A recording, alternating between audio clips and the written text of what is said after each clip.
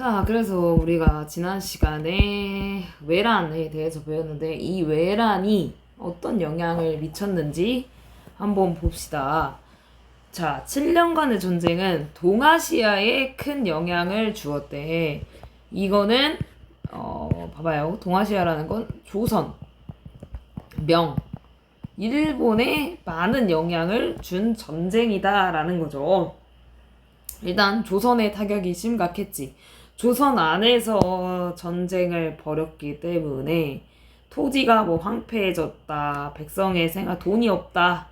많은 사람이 죽었다. 신분 질서가 흔들렸다. 자, 이거는 양반과 노비의 구분이 없어졌다는 뜻이야. 양반이 없고 노비가 없어져서 노비가 양반이 되기도 하고 양반이 노비가 되기도 하고 이런 얘기라는 거죠. 그리고 진짜 안타까운 건 문화유산을 일본에 약탈당했다 라는 거였고요. 자, 반면에 일본은 조선에서 뺏어갔잖아. 문화유산과 조선의 문화유산과 포로를 끌고 간 사람 성리학자, 활자, 인쇄공, 도자기 기술자 등을 통해서 문화 발전의 계기를 마련하였다. 그래서 잘 만들어진 게 바로 이 아리타작이에요.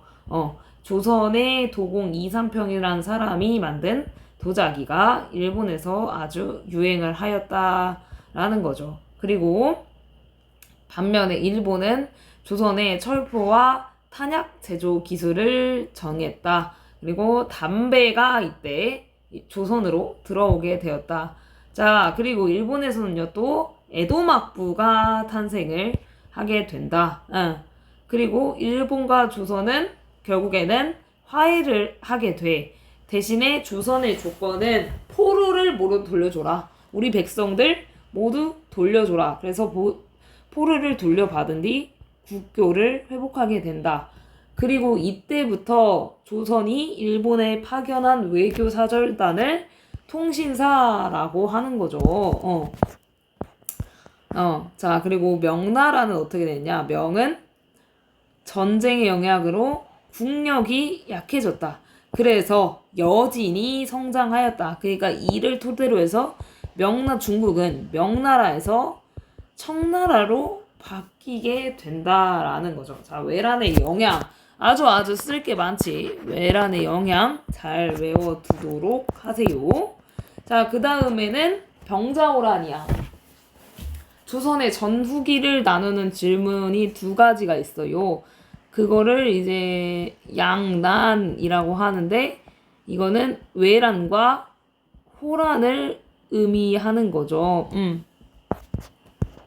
자, 전쟁 중에 선조는 광해군을 세자로 책봉하고 도망갔다고 했지. 그래서 광해군은 남쪽에서 의병들을 모아가지고 전쟁을 이끌고 다녔다고 했잖아.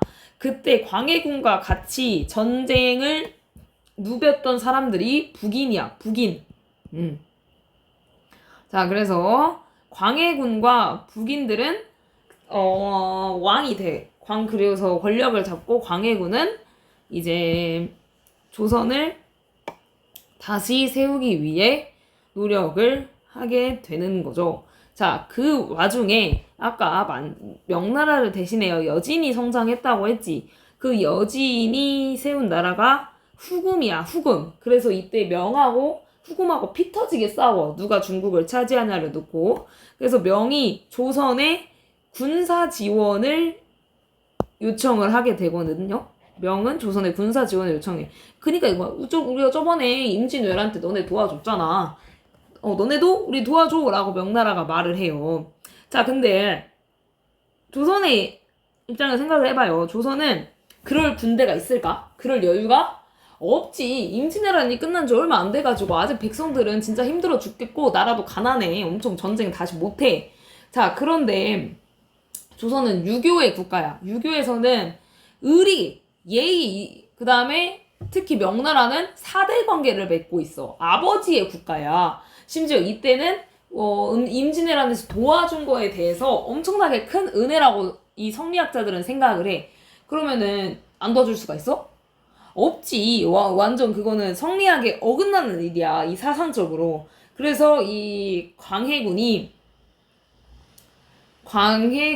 이 군대를 보내. 강홍립이란 사람한테 내가 군대를 이끌고 가되 상황에 따라 적절하게 대처해라 라고 하는 거죠. 적절하게 대처를 해라. 그러니까 딱 봤을 때 그냥 후금이 이길 것 같으면 후금한테 항복해라 라고 말을 하는 거죠. 그래서 강홍립이 후금에 항복한다. 이렇게 후금 명나라한테는 어쩔 수 없었어. 우리 군사 보내는데 우리가 약해서 항복할 수밖에 없었어 라고 말하고, 후금이랑도 싸우지 않는 정책을 광해군의 중립 외교라고 하는 거죠. 이거 덕분에 후금이 조선에 쳐들어오지 않을 수가 있었다라는 거죠.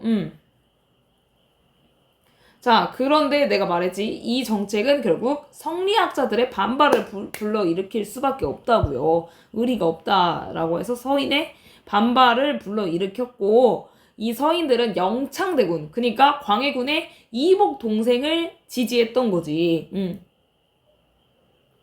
자, 그래서 이제 광해군이 동생인 영창대군을 죽이고 자기의 계모, 그러니까 새어머니인 임목대비를 폐위하는 짓을 해요. 이걸 4글자로 폐모살제라고 해.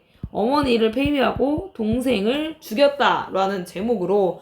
자, 근데 이 성리학 입장에서는 이거를 두고 볼 수가 없지. 성리학의 유교의 근본은 효야, 효도. 이거는 근데 효도에 어긋나는 거잖아. 그러면서 이제 서인들이 정변을 일으키게 됩니다. 그게 바로 인조 반정이 되는 거죠. 인조 반정. 자, 그리고 인조는 그러면 사실 어쩔 수 없어. 후금이랑 친하게 지낼 수 있어? 없지. 애초에 광해군을 쫓아낸 명분 자체가 후금이랑 친하게 지냈다가 이유였거든. 그래서 인조는 기본적으로 후금을 배척하고 명을 가까이 하는 정책을 펼쳐요. 이거를 친명배금이라고 한다. 밑에 써있네요. 친명배금. 그러니까 명나라랑 친하고 후금을 배척한다라는 뜻이에요. 그럼 후금이 빡치지. 후금이 빡치니까 조선을 쳐들어와. 그게 정묘호란이라는 거야. 근데 이 후금이 끝까지는 압박을 못하고요. 일단 조선과 형제 관계를 먼저 맺고 돌아갑니다. 자, 그러다가 이제 나중에 이제 시간이 지나니까 이제 사대 관계, 그러니까 임금과 신하의 관계를 맺자라고 요구를 해. 그러면은 이제 조선에서는 진짜 자존심 상해. 아니, 저 오랑캐 새끼들을 어떻게 왕으로 모십니까? 이러면서 엄청나게 싸워요. 그게 주화론과 척화론의 대립이라는 거죠. 주화론은요, 뭘 주장해? 화해를 주장하는 거. 척화는 뭘 배척한다? 화해를 배척하는 거. 주화론과 척화론이 진짜 뒤지게 싸우는 와중에 후금은 결국엔 어떻게 나라 이름을 청으로 바꾸고 조선에 쳐들어오게 되는 거죠. 이것이 바로 병자호란이라는 거고, 후금이 이때 너무 셌거든. 그래서 인조와 신하들은 남한산성으로 피신을 간다. 여기서는 바로 우리가 영화 남한산성을 봐야 이 위급한 모습을 알 수가 있다는 거죠.